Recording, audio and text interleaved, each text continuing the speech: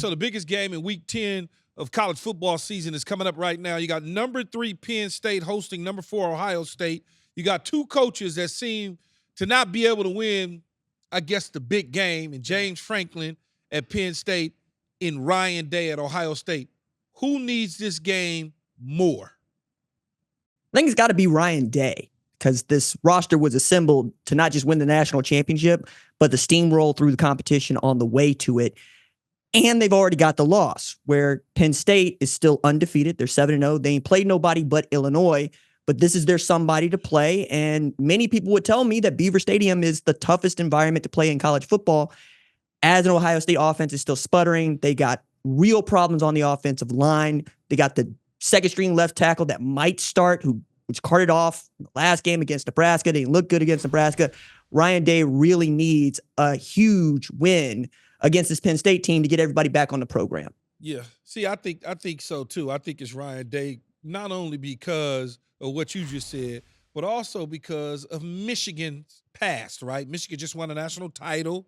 Michigan's kind of owned him to some degree in the last several years. I just feel like it's one of those situations where he's got to show that he's capable of winning these big games, because he's been in a lot of big games and he comes up short every single time.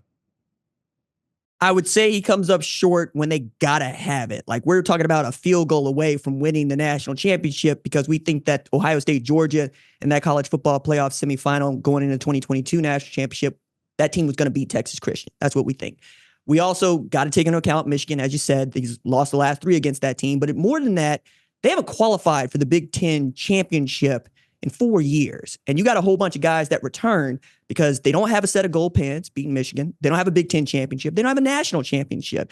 And for Ryan Day, he's becoming John Cooper for them, who is a man that won a bunch of games, but never won the big game that they all desire you to win.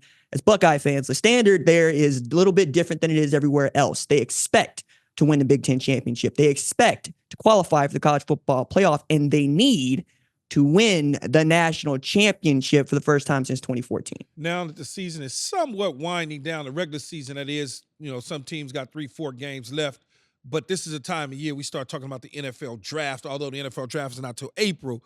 Who do you see? It's a lot of talent going to be on the field on both sides of the ball, though.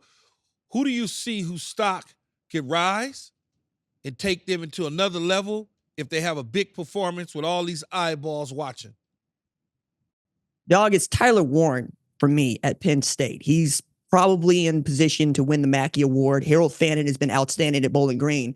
But Tyler Warren has a rushing TD, a passing TD, several receiving TDs. He's got 47 catches for 559 yards.